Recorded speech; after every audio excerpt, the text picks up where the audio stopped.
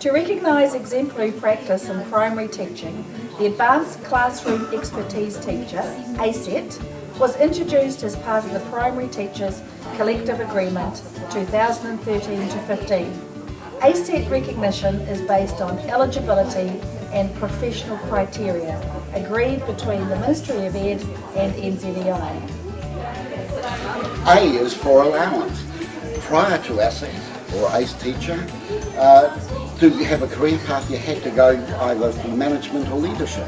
Now you can stay in the classroom. It's for career path. This is the alternative career pathway to the formalised AP and DP principal route that some people have taken. NZEI has worked for over 10 years to establish this, from back with the long-term work plan through the PBA project, and we've seen the need for these pathways for such a long time, and here at last is the first step on the way. We need this and we want it. Please make it work. E is for eligibility criteria. To be eligible for recognition as an ACET, you need to be a fully registered permanent staff member with a classroom teaching load of at least 0.8 in the state or state integrated New Zealand school. You must hold no more than one permanent unit, and you must have at least 6 years classroom teaching experience. You have to have been at the maximum step of your qualification group for 3 years with successful attestation against the experienced teacher standards. That 6 years has to have happened before or by December 2013. Once you're confirmed as an ACET, your principal will be asked to recertify your eligibility under these criteria. T is for timeline. We are currently in the launch phase. This began on the 11th of February. 17th of March, expressions of interest close.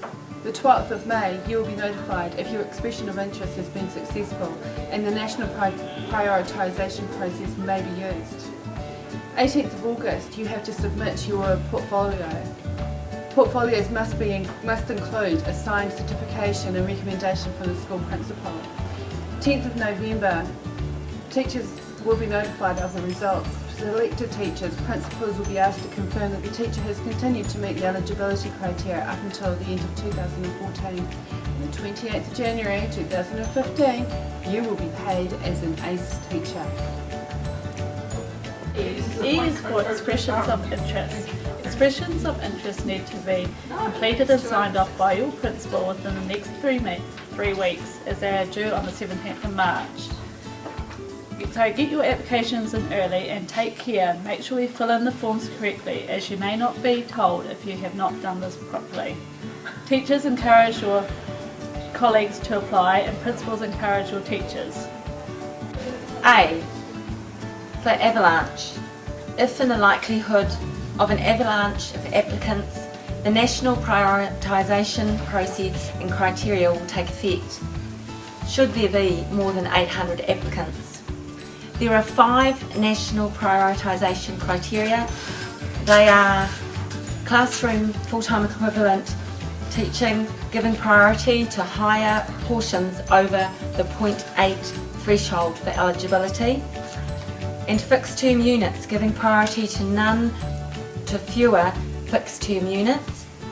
Permanent unit allocation, giving priority to teachers with no permanent unit. Māori immersion teaching allowance, giving priority for teachers with level 1.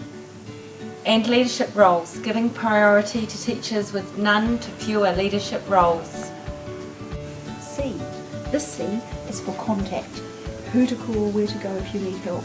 The call centre, the 0800 number is the first option, and on the website, the NZEI website, there is a great FAQ site. So for contacts, those two areas. H. How much work will this be?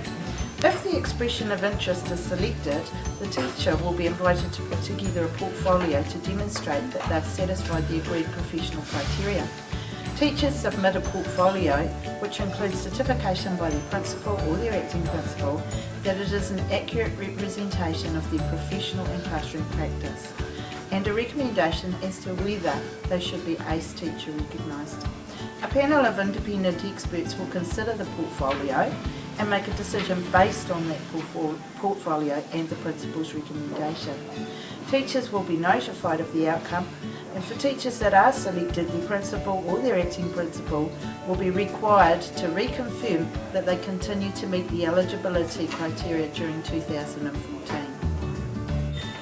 E is for exemplary teachers' portfolios that need to be certificated by the principal as an accurate representation of the candidate's professional and classroom practice.